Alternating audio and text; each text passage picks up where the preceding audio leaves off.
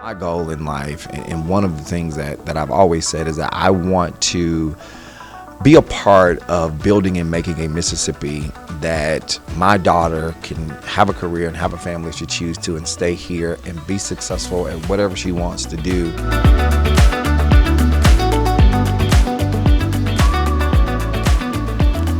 Welcome to the Empower Podcast, the show where we discuss big ideas with leaders and change makers as we work to create a Mississippi where everyone can rise. This is Grant Callen. Thank you so much for joining us. You know, rural Mississippi has a unique story, unique challenges, and unique opportunities. And my guest today carries that voice into the Capitol every day. State Senator Rod Hickman represents a wide stretch of East Mississippi, from Macon to Louisville to Meridian. He's a young leader with a deep sense of place and a clear passion for making sure the people of his district are not forgotten.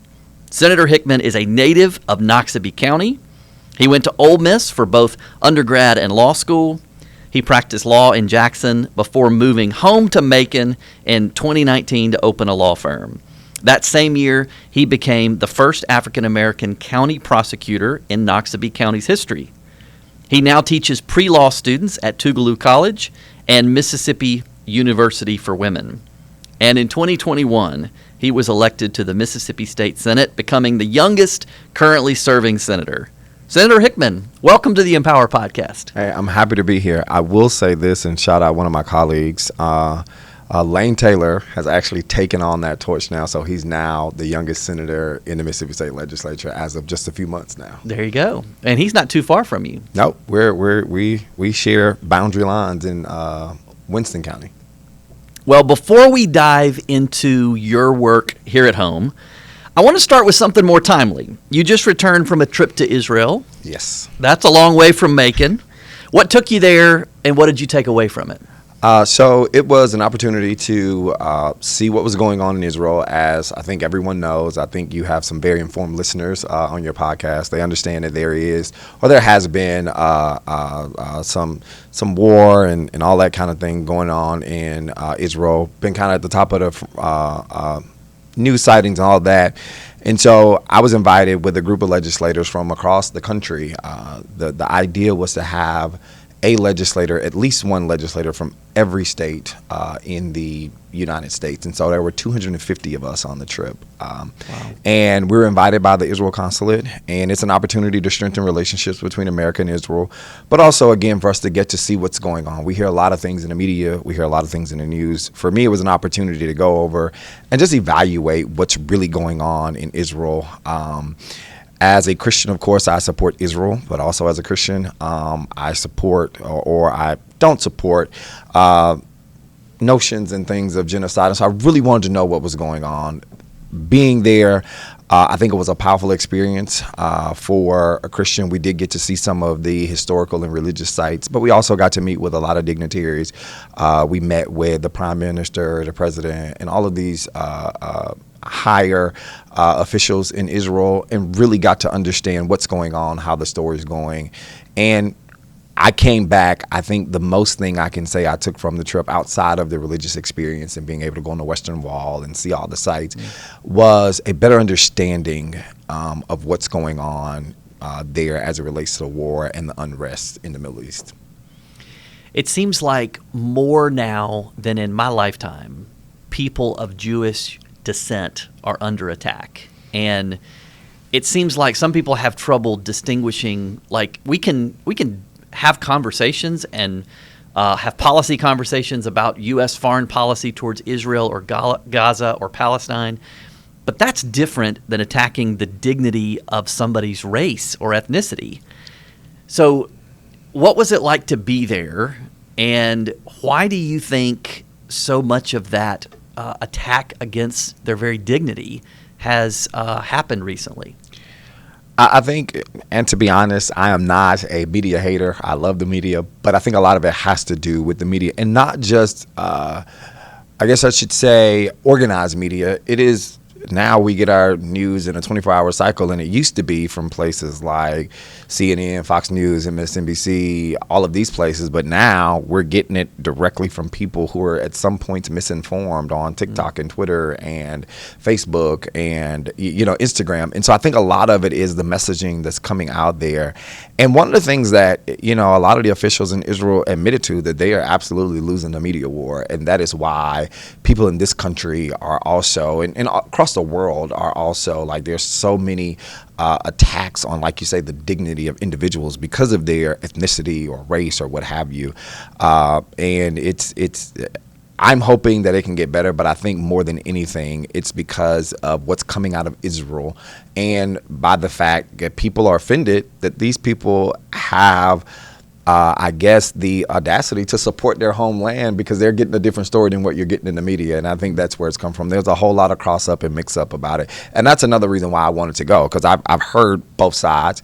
And I don't know. I mean, you've seen me. I am very cautious at taking a side on any issue just because there's so much out there. I want to be as informed as I possibly can before I stand on one side of an issue. And most people aren't like that. Most people get a bait, they bite it, and they're gone.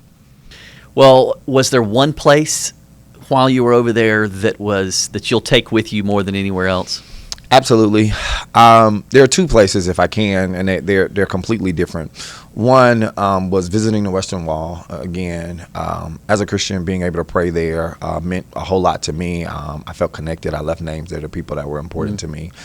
So that was a big deal for me. But the second one was just we got to visit one of the villages, and the word's escaping me. What do they call them? Kibbutz. We got to visit one of the kibbutz that were attacked in the October 2024 attack. Yeah. And we got to see it in form. I mean, they left a lot of those places. They hadn't started the remodeling or the building them back up for visitors to come and see exactly what happened. And we were able to see, like, the safe rooms where people were murdered. And not just that, we were able, there were places, unfortunately, where there was still blood in the floor and on the walls and things like that. But there was a young lady who several members of her family was killed during that attack, and she had written a song, and she sung to us, like, on our porch of a, like, completely devastated house. And I don't think I'll ever just forget that experience. Well, I'm glad you got to go. I'm sure that will stay with you. Well, let's talk more about issues here at home. So I think every legislator is in some way shaped by their home community. So thinking about your growing up in Noxubee County, what about that place shaped who you are today? I get excited just thinking about it.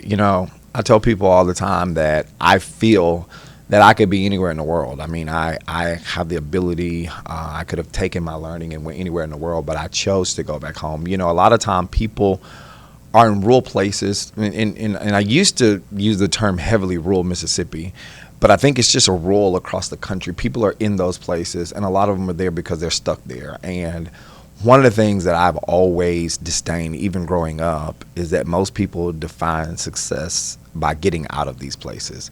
While I did some things outside, I was educated outside, of course, Noxubee County. I started my practice outside of Noxubee County. I kind of always knew I wanted to return home. Like, I tried to move other places, and just something would not let me do it. But it shaped who I am because, we'll talk about this, I'm sure. Education was a big thing, and I tell people that my family, we were working poor. And in rural Mississippi, I think more than urban areas, you can be poor and don't even know you're poor. Like, it's just like, well, I don't have that. Especially when I was growing up, there was no such thing. I was a senior when Facebook came out in high school. There was no such thing as Facebook. I wasn't connecting with people from across the world. So a lot of things that people had, I probably didn't even know that they existed, but we had community. And the first time I ever, went outside of the state was through educational experience. The first time I ever got on an airplane and flew anywhere was like in middle school through like science fair and stuff like that. And so I feel like I had a community that poured into me, that invested in me, and I am a loyalist. I have no other it's just no way that I could not invest back in that community and pay it forward and give back those things and be what I wish people would have been for me. And so, I campaigned. One of the things I coined when I campaigned, and I I think people thought it was cliche, but I mean it so much. Like, the best thing about my district and where I live are the people. I literally, truly believe that I serve some of the best people on earth. And that's why I go at it so hard, and that's why I do what I do.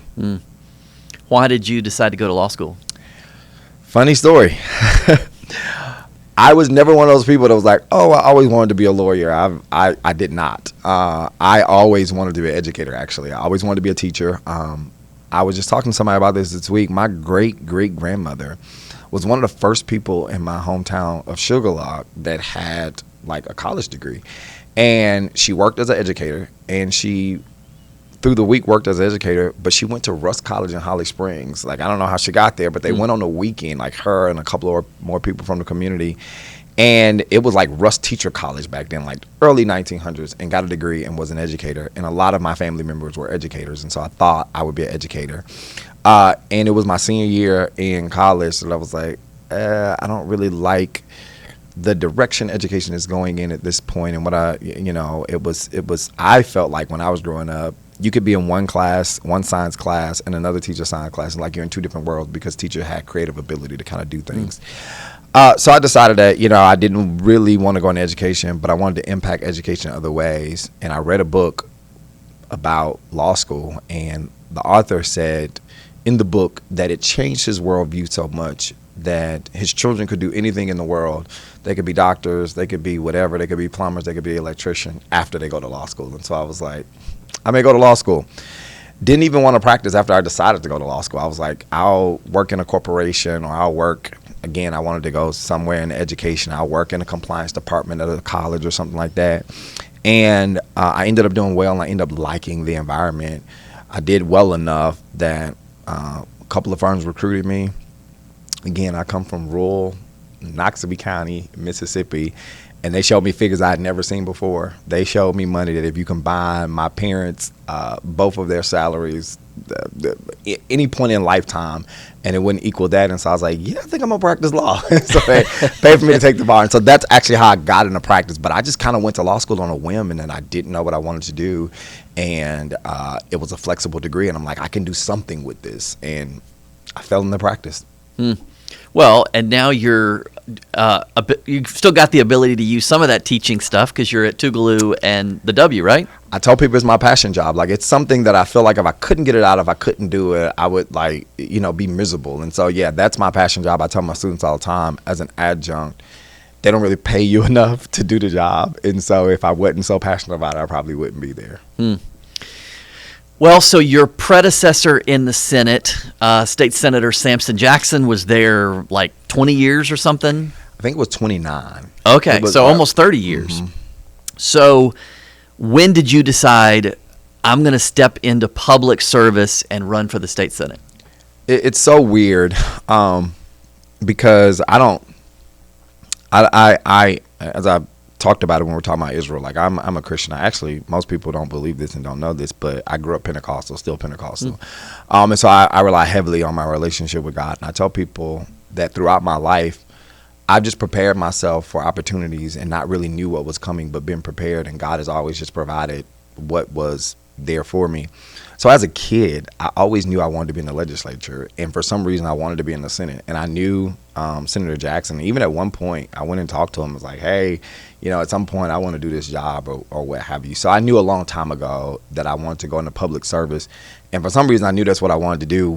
One of the reasons why I knew I wanted to go into public service and what got me into politics, my father back in 1999 ran for Justice Court Judge. And he didn't win, but he took me out on the campaign trail. I got to see politics. And ever since that moment, I've been engulfed with politics and public service and stuff like that. So it's important to me to always let people know, like, you never know what seeds you're planting. I don't think my dad ever could imagine, who's a welder, who works at, Taylor's in Louisville and has done that my whole life, never imagined that because he stepped out and just took a chance on something that his son would then be a state senator. So it's been an amazing journey, but it's just been happenstance, life, and God. And has it been what you expected? Yes and no. One of the things that I didn't expect, and this is just very minute, that I didn't expect coming in, I hadn't been to the Senate since probably taking a trip to the Capitol as a kid until I was elected.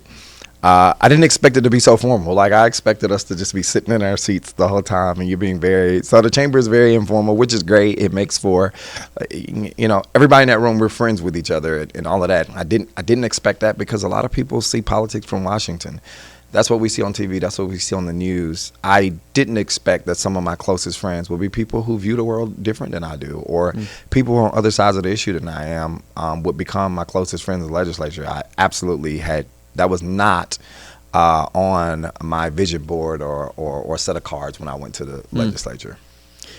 That's a great thing, though, and I hope that continues. There are moments during the session, each session, where things get really heated and people go to their side, and sometimes it gets pretty ugly, but I am very thankful that Jackson is very different than Washington. And Absolutely. I talk to friends who are in Congress or the U.S. Senate, and they talk about, could not be photographed in a restaurant with somebody across the aisle because somebody's going to use it to say you're not committed enough.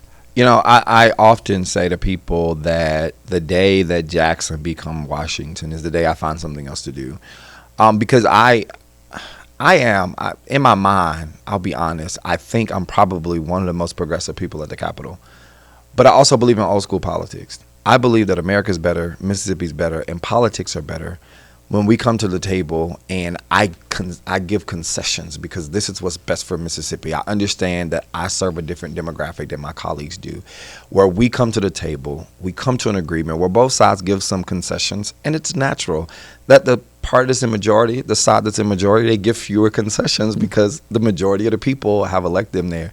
But I still believe in those politics where, you have people who say, look, we agree on one thing, the central thing, and that's what I believe about Mississippi politics. We believe that we all want to make Mississippi better. We just disagree how to do that. And I'm not going to paint my colleague as the issue that they represent. They're still a person. We just disagree on the issue.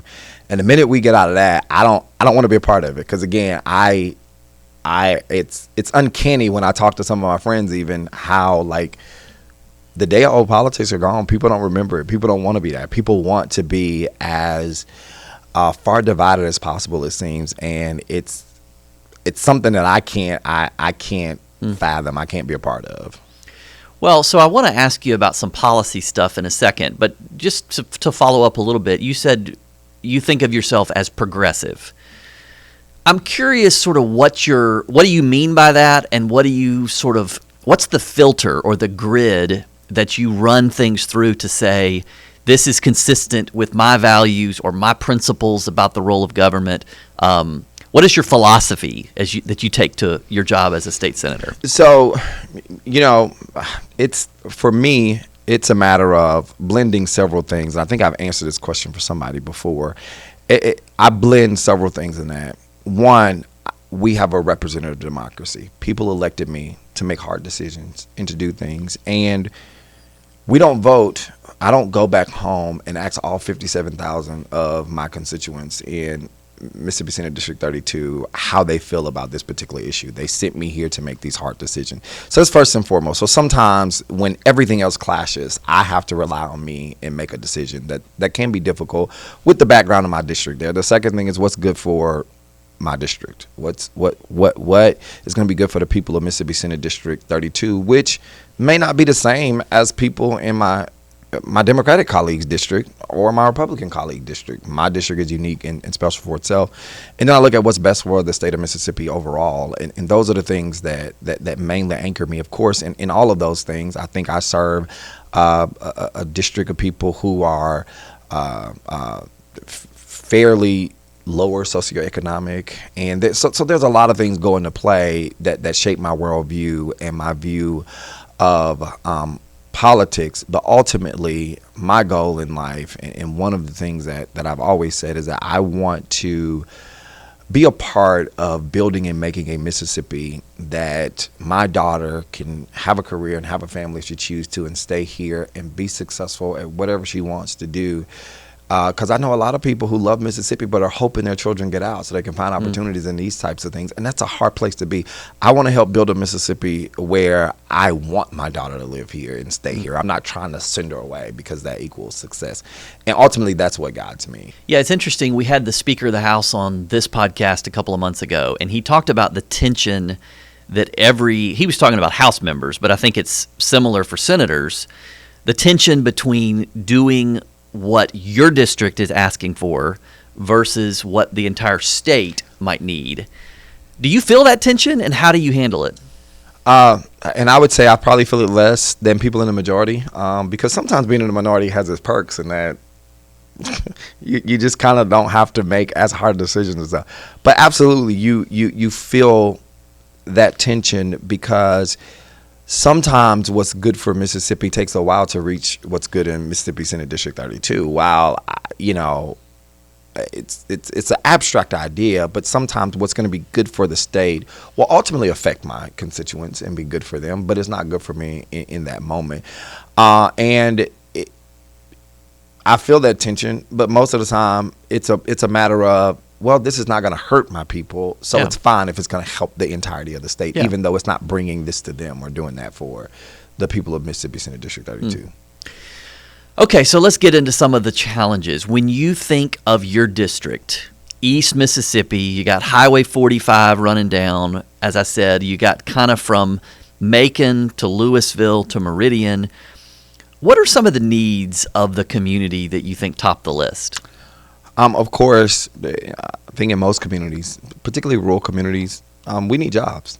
A lot of our communities are bedrock communities. Like, I know people who, to this day, since Nissan opened up, however many years ago, have traveled almost 2 hours to work every day to work there, and then they go back home to Noxubee County or Kemper County or Winston County and those places. And so I think one of the major needs is that we have jobs, and I think we are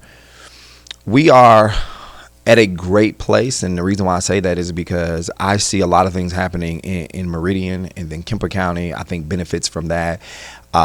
Meridian is a place that, with the right leadership, could really be the next place of growth for this state. They have rail, they have air, they have the I-20 corridor running through there. And what a lot of people don't know is on any random day of the week, every hotel in Meridian will be sold out. And I didn't find this out until I was campaigning, and Meridian is the furthest point from my district. So sometimes I would go out and it get late, and I'm like, let me get a hotel. And it'd be sold out. And I found out it's because it's a midway point for so many people on I-20 that they use Meridian as their stopping point, and they get a room for the night. And so there's so much potential and so much opportunity there for people to live, for industry to thrive, and for it to become the next growth spurt. I think we need things like that. The other thing is, I'm fortunate. There are some people who aren't as fortunate. All four of my counties, Noxubee, Kemper, Winston, and Lauderdale, they all have hospitals.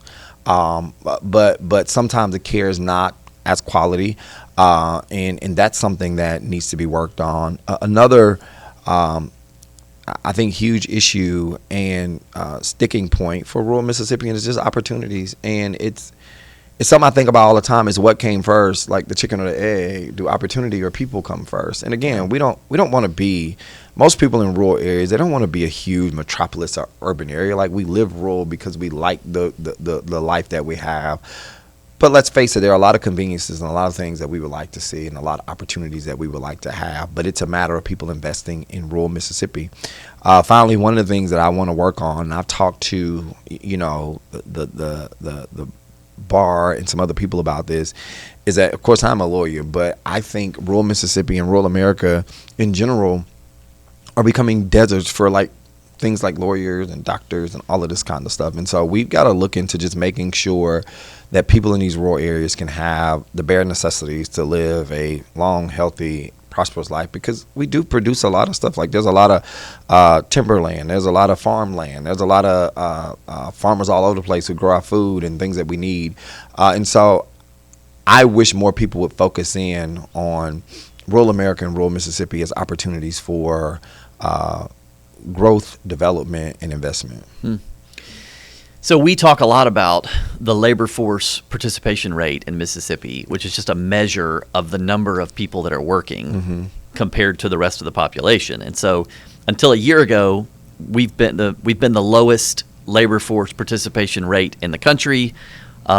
We have since recently leapfrogged West Virginia, which I think puts us at 49th. Nothing to really crow about too much, but we are moving in the right direction. But work is so important to just being a human. It's so important to human flourishing, being able to use your God-given gifts to create value, to create a product or service, do something that provides for the needs of your family and creates that sense of earned success. Are there things that come to mind that you say we should do from a policy standpoint that would help more people find and keep great work?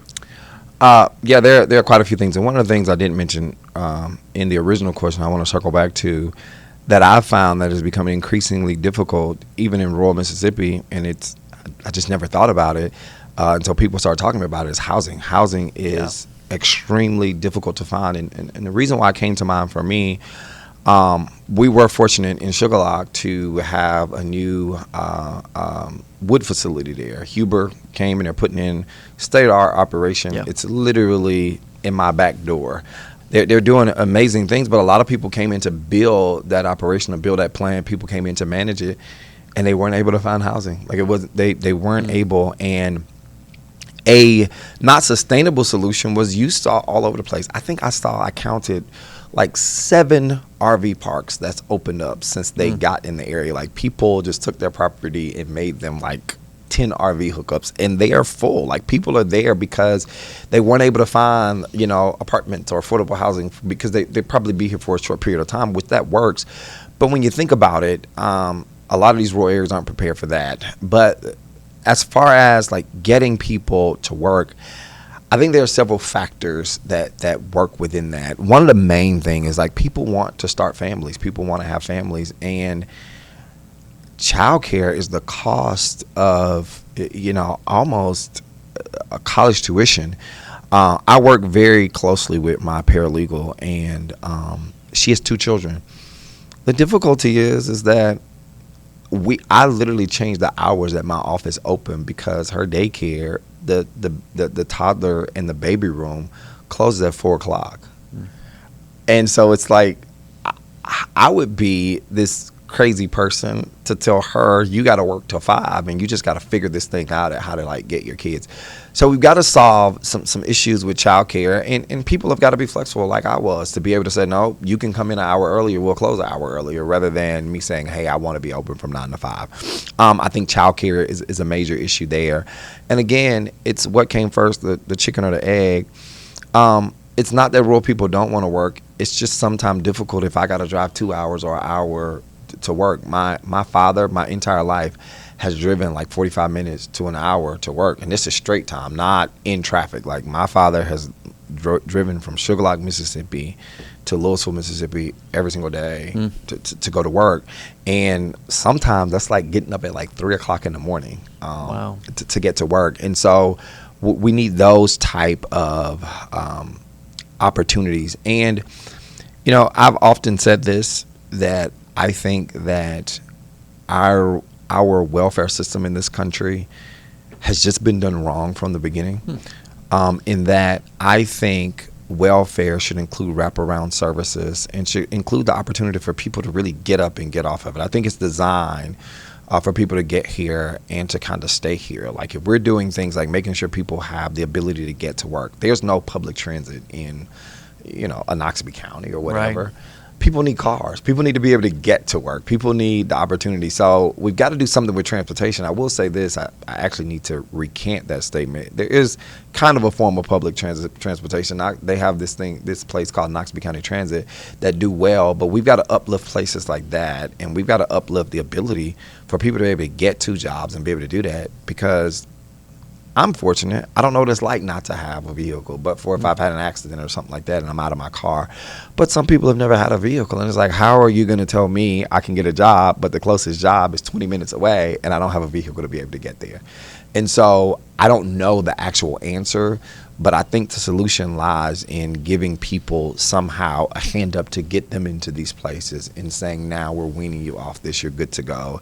And that, like, I think one of the things you talked about work is dignity, and that's dignity. Like, most people don't absolutely. want to be, taking a handout. People want to have dignity. That's why certain jobs present this certain air about it. Like, I do X, Y, Z because work comes with a certain level of dignity.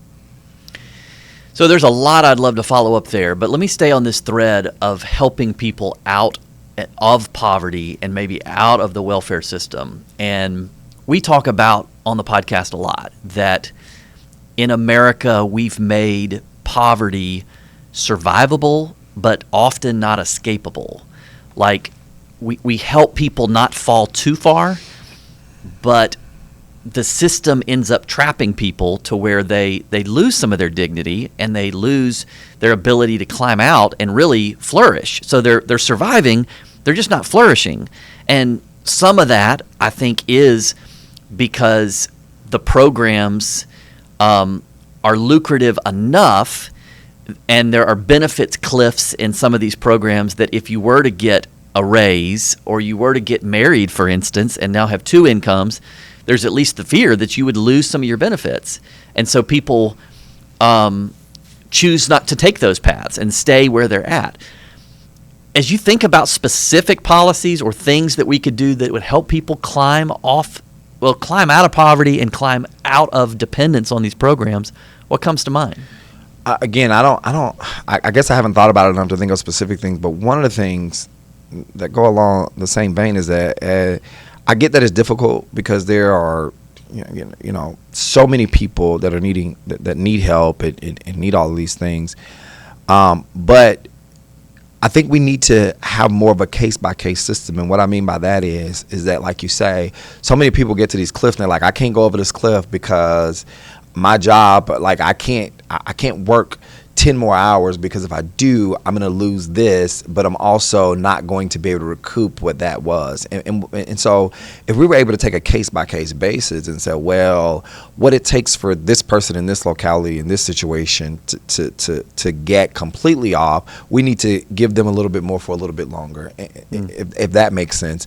And so I think one of the solutions is to make our programs a little more individualized, where somebody's checking in and saying, this person can absolutely be fine here in this place. However, this person needs to stay here a little bit longer. Maybe if we provide this, they have a car that's not working. If we can get this car fixed, then they can get a job and then they can get off the system. I think our system is not individualized, and I get why it's like that, because you have so many people and it's like, we need to check these boxes and we need to do this and we need to do that. But I think the box checking and just running numbers instead of seeing individual situations is what's becoming what makes the system not what it needs to be. What about the housing issues you mentioned? One of the things that I have seen is that the home builders often are only going to invest in places where they feel like there is strong public schools or there's an ability to get to a strong public school. And so we've seen that even in places around here where there is a dividing line between what is perceived to be a great public school district and a not great public school district. And the housing prices in the great public school district are so much better than the housing prices across the line. Now, maybe that means the ones in the underperforming school district are more accessible, but you can't get builders to build in those communities. So do you think there's a correlation between the quality of the schools and the availability of housing? I think there is a correlation. But again, not having all the data before me, because I think there's also a correlation of school districts and tax brackets within that school district. And so there's a lot of different factors that go into school districts and going to whether they're going to build these things. I mean, whether builders are going to build homes and house and all of that. And again, while I think it's very unfortunate, I get both sides of the coin in that I don't want to invest in a place where I can't recoup my investment. Nobody in this country that I know of is just like, let's just dump money down a drain and never recoup that money. So I understand that. But one of the things that I've looked into a lot, and this is just kind of hobbyish for me, is that there are so many buildings that we've had or that we used to use as brick and mortar, whether it be stores or whether it be schools or whether it be churches and whether it be all these things that we could literally transform into housing, but there needs to be investment and all that kind of stuff. Like there's, of course, one of the things I think has been good for a lot of school districts is that they've consolidated schools. They save so much money. They've done all this stuff. But most of them are not doing anything with the old buildings, and we have a housing problem that maybe some of these buildings are fit, that we could use them for another use and we can repurpose them. There's a perfect example, and it's not used for housing, but there's Moore High in Oktibbeha County. And if you ever get a chance, you should go. A developer came and purchased it and turned it into an event venue. But not only is it an event venue, it's way out in the country, way out in rural Mississippi, like Crawford, Mississippi. They have, I think, like 19 or 20 hotel set up rooms. So it's lodging. So people literally will rent out all the hotel room and the event space for the weekend. Like my family had their family reunion there, and they pay like this fee to do this. And it's like totally revitalized that area and that community and all of that. I think we have to reimagine things and say, wait, the traditional way didn't work. Builders don't want to come build here where they're not going to make money. But there may be some other things that we can do to help with the housing crisis and provide affordable housing for people who want to come here, who want to work, or people who want to leave their parents' house and have somewhere to live so that they can stay here and work. And a lot of people can't find a place to live, so they move. Like even me, when I went back to Noxubee County, I couldn't find a house. Like I just couldn't find a house. And then it was right at a time where the market went crazy and I couldn't afford to build a house. And so I ended up having to buy like a old house, and I totally rehabbed it and renovated it. And that's where I live currently. So what is the state of education in your community? The state of education is, I guess, average if we're giving a grade. Noxubee County went down a little bit in their accountability scores and things like that. But the one thing that gives me hope about education in Noxubee County and Kemper County and Winston County and even Lauderdale and Meridian School District is that I personally think, and in full disclosure, I actually represent the Kemper County School District, not just as a senator, but as their board attorney, is that, we are in Noxubee County, in particular, we are under state control. And one of the things that the conservator or interim superintendent said to me was that he's never seen anything like it before. He says in one school, on one hall, I think he had 5 teachers who all graduated out of the same class from the high school. And the reason why that's important is because you have people who are dedicated, they're sticking around, they're dedicated, and they're committed to making these things happen. And education is so important. In Noxubee County, it's pretty much one of our largest employers that we have is education. So you got, your teachers and all the ancillary things there. So education is important. I think we can always do better. I think, the state is seeing major increases, but even the state can do better. The country can do better. And so I'm always keeping an eye on education because that's important to me. I don't know how I find the time, but I even coach like a mock trial team at Noxubee County, and I'm getting up really early some mornings because I work out. So I'm getting up at like 4:35 to get my workout in so I can be at the school by 7:30 so that I can use the free block to like coach my mock trial team. So it's important. I think it's growing, and we're getting to where we need to go. So you're right. The state absolutely has made progress, especially on literacy. And I am so proud of that, and proud of the students and the teachers and the policymakers that took some real made some hard decisions a decade ago that are paying real dividends now. Absolutely. We've been pretty critical on this podcast of the accountability model because you see letter grades don't often match people's lived experiences, or you have, in some cases, 20 and 30% proficiency rates in reading, and yet you have, you might be a B-rated district and you've got 30% of the kids are reading at grade level, or 40% of the kids are proficient at math. But the topic right now, as we head into the 2026 session, that seems to be capturing most of the attention, and not everybody, but a lot of people have said this is going to be the topic for 2026, is school choice. It's a broad topic because it really covers public school choice, charter schools, and private choice. Where do you come down on the issue? I come down on the issue is that, of course, I'm pretty much a no on all of those things, and not because I don't think there's value in some of them. I don't think that they could work. We're a state of limited resources, so it becomes very difficult to run several school systems. And let me preference it. Where I am now is the total, because we don't know. Like, everybody's saying this is the topic of conversation. We don't know what will get traction. We don't know if it's public to public. We don't know if it's charters or if it's privates and all of that. But the one thing I do know is that at this point, this state can't afford to effectively run a public school system and then take monies out of that system and give it into others. At this point, as far as public to public, I'm concerned about that because I'm a rural Mississippian, and in Noxubee County, only a certain caliber of people would be able to afford to say, I don't want to go to Noxubee County. I want to go to Winston County, or I want to go to Lowndes County to go to school. And that's typically people who parents can afford to drive them or don't work and things like that.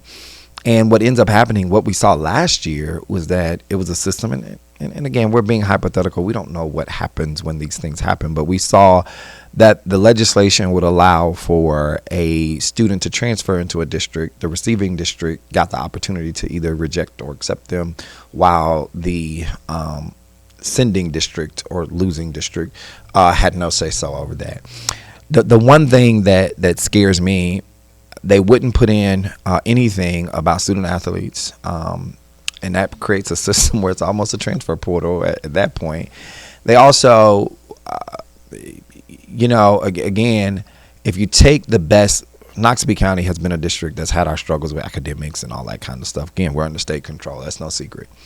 But if you take our best students who come from decent middle class working households who are doing what they need to do, and you send them off to somewhere else, then our system continues to go down and perpetuate those types of things. So I'm just concerned that we don't have the resources to prop up what's left in these areas. If we could do all of the things financially, if we could provide all of these things, if we could provide, a voucher for every student, but also make sure that what's left in these public schools, people who don't have the ability there. And again, if we go to private transfer, there's no private school in Noxubee County. There's no private school around. So you got to be able to be bused there or taken there. When we add in all of these factors, for me, I serve a demographic that wouldn't be able to take full advantage of what we have going on and what we're talking about. And so that's why I'm a no at this point. And maybe down the line, maybe some years later, things change. But I've told everybody at this point, I'm just a solid no. I'm moved by data and results and all of these things. So maybe if some of that comes along, who knows? I try to be extremely open-minded, but at this point, I'm a solid no on all of it. So when I think about the private school landscape, I love that it's not static. It's a dynamic thing where when you look across the state, a lot of times retired teachers, but educators of all stripes, are starting schools to solve local problems. And sort of the snapshot of where private education was a decade or two ago is just dramatically different today. We've talked about this. We have a project called Embark, where we come alongside school founders. If you want to start a charter school or a private school, and we will help give you startup resources and kind of help you get off the ground. And it's been remarkable. Just in the last couple of years, we've supported 19 micro schools across the state that are small private schools where somebody in the community said, there's a need for this, and I'm going to step forward and create this, and we're going to open our doors to kids. And a micro school might be 15 kids, or it might be 75 kids. But there are schools popping up in every corner. And I think if you gave parents more options and the funding was portable, you would see more funds. You would see even more of the supply side happen. You'd see more great schools start. But the second thing I want to push back on a little bit, and then give you a second to respond. The funding argument, maybe you could make that argument 20 years ago, but the legislature has increased their investment in public education dramatically, especially over the last 10 years. all while students are leaving public education. Public education has lost about 60,000 kids in the last 8 years. And so you see declining enrollment of students and increased spending, total state spending, which means the total per student spending has never been higher. And so Lauderdale County spends about $13,000 per student per year. Noxubee County is $16,000 per student per year. Kemper County is $23,000 per student per year. $23,000. And I'm not begrudging that. Mm-hmm. I love that the new student funding formula actually directs more money to higher poverty, more rural, more challenged districts, so they actually get more money per student. But I just don't think funding is still the problem if you've got a school that's getting $23,000 per student and you have private schools that are operating on $6,000, $7,000, $8,000 tops. No, and I absolutely, actually, I don't disagree with you on that. But what I'm saying is I think we're on two sides of the same coin. We recently did that. We haven't really seen the total capacity of that. And what I'm saying is that if we now start to take money from what we have in public schools, because we're not increasing the pot. I mean, I think one of the unique things, and I have to give credit to Senator Hobb Bryan and sometimes kind of apologize, is going to the per pupil funding now gives supporters of school choice a number that we say this is the number. But the point is that number, when a student leaves and when all of these students who were never there, when that number is taken out of Kemper County School District, it decreases the pot. And the thing is Kemper County still has to be able to function, and it still has to be able to educate students across 12 grades when some of our classes, I mean, we're rural. Some of our classes, you may have a fourth grade whole class of people that's only 40 or 50 students or so. And so when you're taking these dollars out of there, that's the issue. Now, I think we've done well with funding public schools, hurrah, particularly the last couple of years. But I think we got to give some time to let these things get on there. And again, if there was a separate funding source that we could say, like, these funds go, I'm not anti-private school. I'm not anti-charter schools. I think some of them serve great in particular purposes. But a lot of times my conservative colleagues say, oh, well, these are things that should be funded by public dollars and things like that. And when you think about private schools, if we want to have a private schools, then we should fund it with public dollars. My educator is going to get on me really bad about this, but I have been willing to explore the idea of there being some type, and again, I said explore the idea of there being some type of transfer. If I have a child who cannot properly be educated in the school district and there is a school that provides that, I think that's a total different thing and a total different situation. And I haven't seen a bill that has been written well enough for me to support that idea, but it's something that's open. And the parent would get to choose, or who would decide whether that child can't be educated in the district? And again, I haven't explored that, but I'm talking children with particular particular autisms and learning disabilities and things like that. And if the school, I think there are metrics that if the school doesn't meet, if they can't provide this kind of training, this kind of therapy, or this kind of that, if there is a school that provides this exact thing that this child needs and they're not able to get it in public school, again, of course, it would be parent-led to say, look, I want to take whatever or do whatever. That's an idea that I'm willing to and open to explore, because you're right. There are a lot of specialty schools popping up because children are different, and more than ever, we're seeing different cases in children who need more specialized things than we've ever seen before. And so that's again, I'm an open-minded person. That's something I'm open to looking at and exploring. That's great. Well, so I want to switch gears a little bit. You're a former prosecutor. Yes. Let's talk about public safety and crime. Where do you see that issue affecting people in your community? Are we moving in the right direction or the wrong direction? I don't know. And the reason I say that is because, I say this all the time. I'm seeing things in Noxubee County in rural Mississippi that I thought you would only see in more populated or urban areas. And it's becoming a little bit scary in that I say, and a lot of people say like this, like people who grew up in COVID, like they sometimes, and I don't know all of the psychological terms or whatever, but it seems that some of them aren't able to separate reality from like being behind screens and stuff like that. And what I mean by that is that we're seeing like young people like shooting and killing young people, and they don't realize the consequence until they're sitting in the courtroom and they realize their life is also gone. It's like it was all a game. Even after they were arrested, it was like a game, and it's not like they wake up until they hear the judge sentence them and stuff like that. So that's a little scary, but that's out there.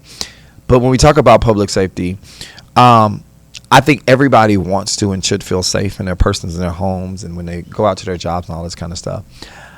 I do think that Mississippi was headed in the right direction. We were doing a lot of reforms. We were doing a lot of when we invested in programs and prisons and all that kind of stuff. We were headed in the right direction.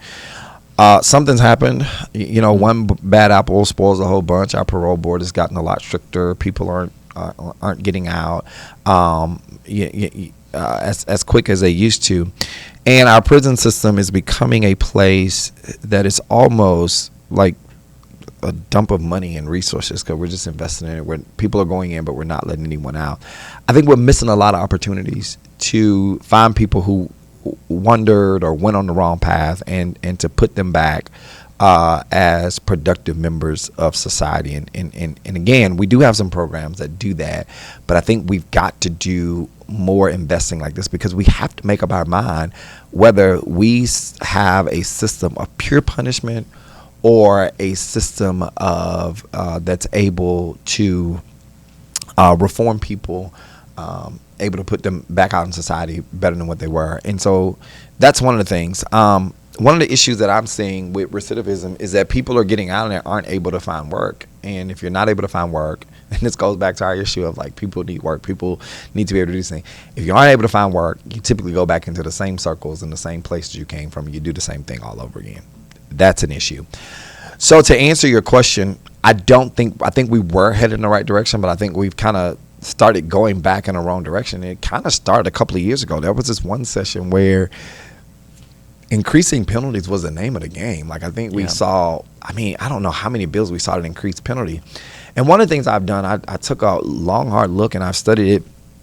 Again, I haven't found the absolute solution, but what I've learned is that increasing of punishment does not deter crime, but what really does is a surety that if I do this, something's going to happen. 100%. And so that to me means we need to do more local investment in like, our police systems, our prosecutor's office, even our public defender's office. I think a lot of people don't realize that having great public defenders and paying them properly and making sure they're there, it actually helps the system. Like even public defenders want to feel safe in their home, so they're not just like let murderers off, let them go. No, they help make sure our system is efficient, that it's working properly and doing all these things. So I guess I gave a very long answer to say, I think we're kind of headed in the wrong direction, but we've got to get to a point where we can figure this out, do meaningful things that's going to help us because we lose so much money in our prison system every single year.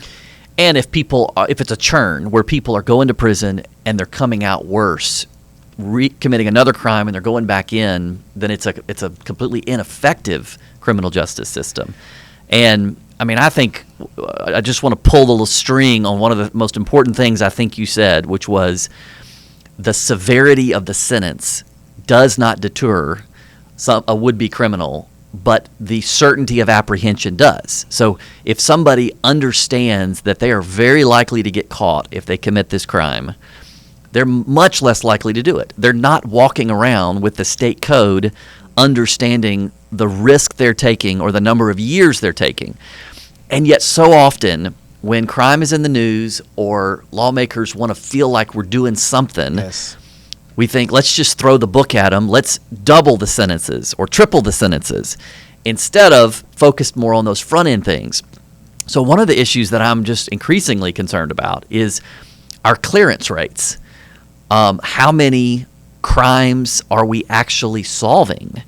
And I looked it up this week. Like if you look at violent crime in Mississippi, we have about a 30% clearance rate. So 70% of those are never solved.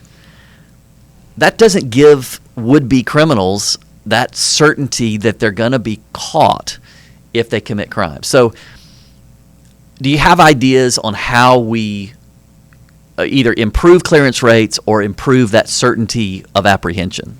So, one of the things that we've kind of assisted on, and I think we got to do more of it, is getting out of the backlogs of our crime lab, because a lot of things go like that.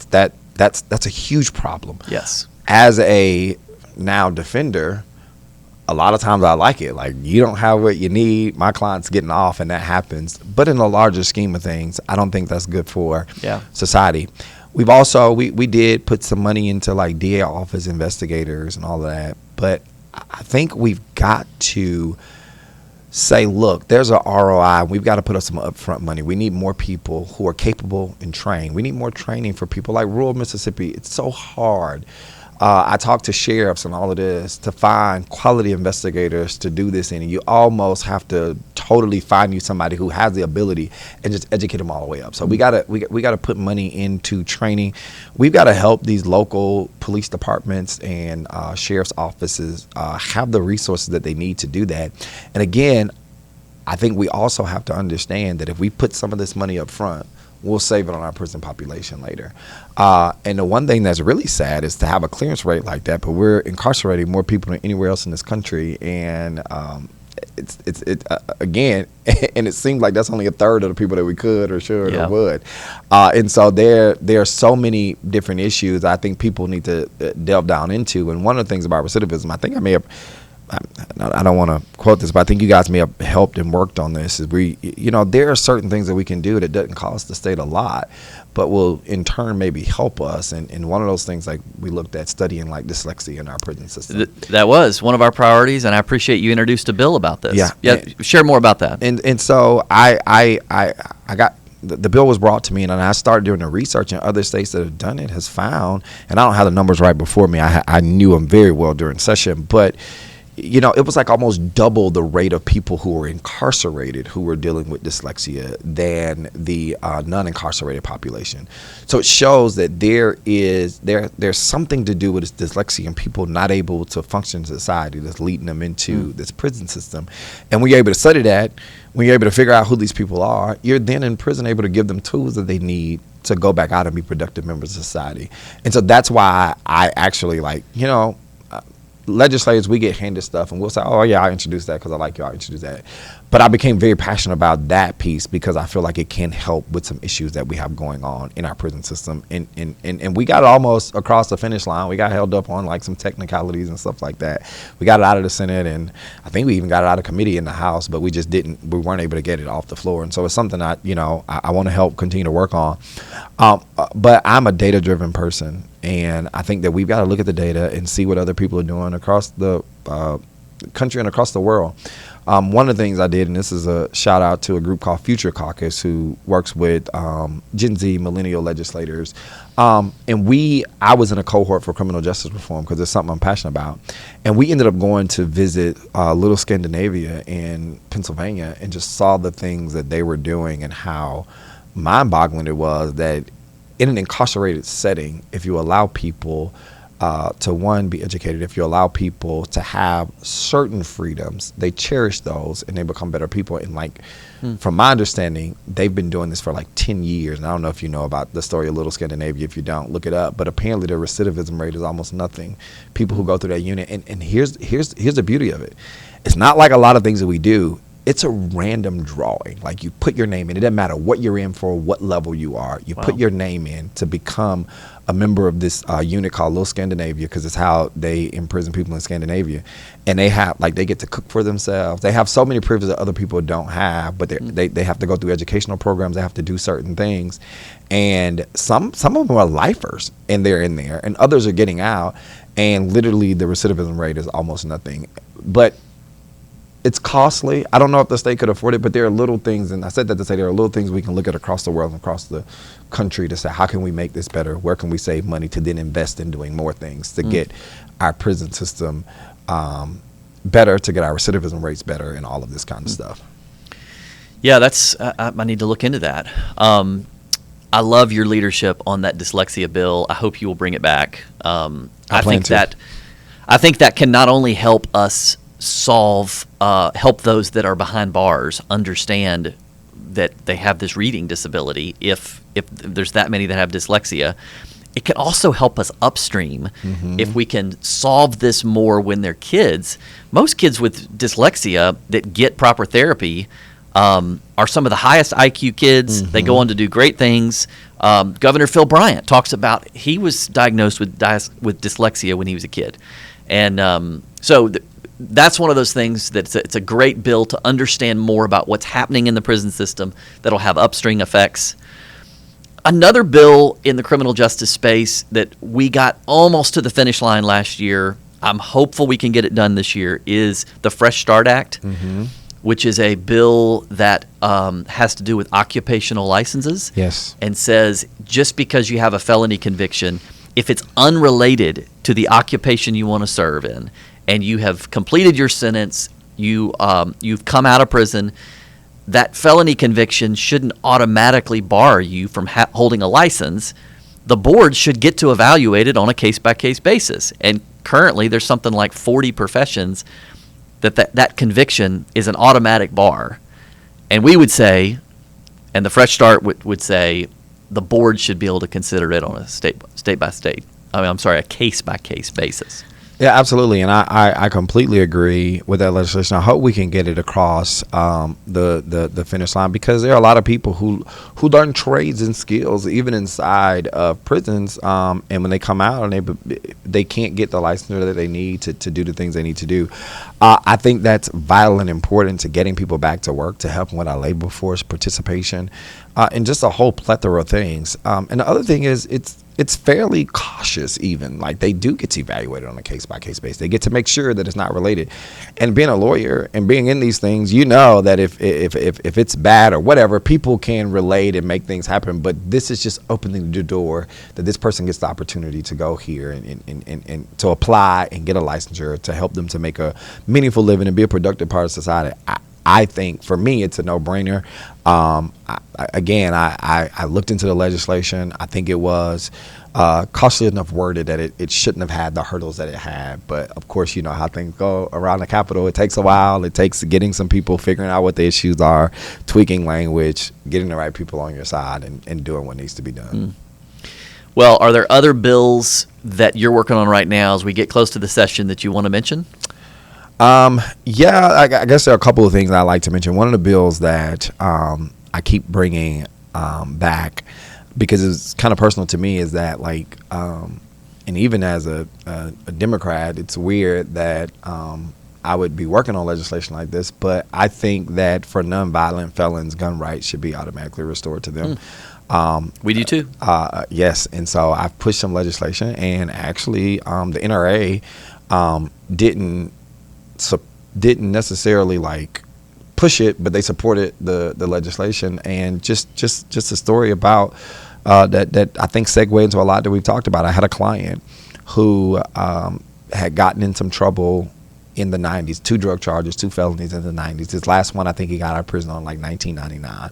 Since that time, he learned skills in prison. Since that time, he had been actively employed. There was no gaps in employment the entire time until like 2023.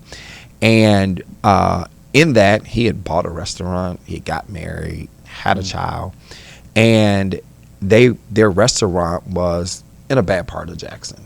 And so one day he goes out and his truck is blocked in by his wife's minivan, and so he needs to make a run to Sam's. And so he says, "Hey, I'm grabbing your van," goes out in the van, goes to get whatever, and while he's coming back, he gets stopped by the police. And he reaches in to get the his insurance card, and he's like, "Oh, you can literally tell him on the camera." He's like, "Oh, there's a gun." Like, audibly tells the police officer there's a gun in his car. The police officer runs his record, found out he's a felon, shouldn't have had the gun. And there were ways as a lawyer that I felt like we could have beat the claim, but the sticker was this would have been his 3rd felony, and he would have had to be day to day because it would have been a habitual offender. Yeah. And so what he was offered was basically a blind plea. Basically, we say we're guilty. We'll let the judge sentence you, because he didn't want to take the chance of trying this and becoming a third-time offender and having to do all of the time. And he went before the judge, and we put on all of these character evidence, talked about his story, and told all of these things. And the judge still sentenced him to the 10 years, which is a max. He only had to serve 25% with good behavior and all that kind of stuff, which was a max. And for me, that was really disheartening because he did, like, again, these were drug crimes way back in the 90s. And I think, even though he wasn't, I think he should have been able to go hunt. I think he should have been able to protect his house and his family and all those things. And I'm not even a gun person, but this story pulled at my heartstrings. And so I introduced legislation. And oddly enough, with my progressive self, I was on the floor quoting Amy Coney Barrett and all of these things. We weren't able to get it across because there were some people who possess the idea that if you give them their gun rights, this is what was said to me, you have to let them vote. And it's just like, I don't well, I support that too. I support that too, but even more than that, my argument, even in that, just trying to get this piece of legislation passed, is that voting is not an enumerated right in the Constitution. Your gun rights are. That's right. Second Amendment. That's exactly right. Yeah. Well, I'm glad you're leading on that. I think that's an important step to people being able to rebuild their life. Mm-hmm. And I've said, I think in Mississippi, we give up on people far too quickly. Yes. Particularly if you have somebody that's a nonviolent offender, they've had time, they've demonstrated they're a good citizen, they're rebuilding their life. It's critical that we help them rebuild their life. Absolutely. Well, let me kind of bring this to a close. Let me ask you kind of a question about the momentum in our state. So as there's been a lot of conversations recently about educational momentum, economic momentum. Do you feel that momentum in your district? I do. I met with some supervisors over in Kemper County, and they're excited about some things that they have going on. I absolutely feel very hopeful about Mississippi, the momentum, the things that we're seeing.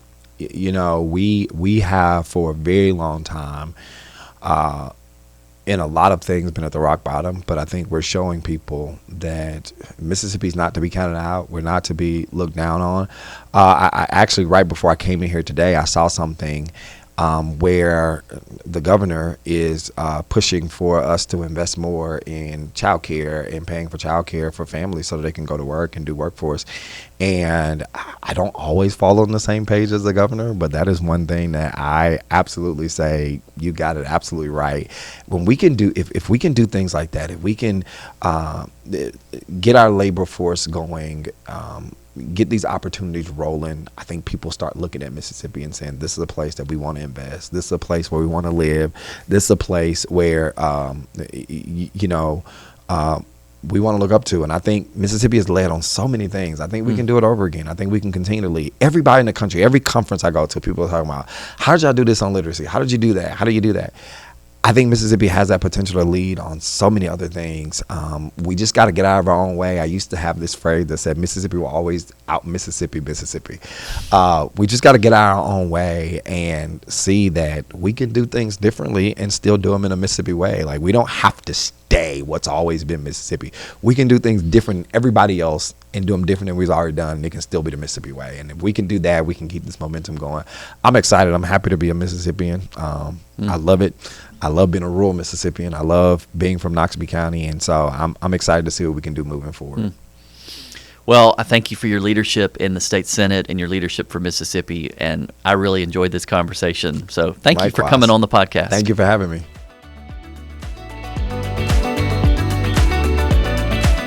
Thanks so much for listening to today's episode of the Empower Podcast. To learn more about how you can get involved and we can work together to make Mississippi a place where everyone can rise, go to our website at empowerms.org. Please like or subscribe on your favorite podcast app so you'll be notified of future episodes.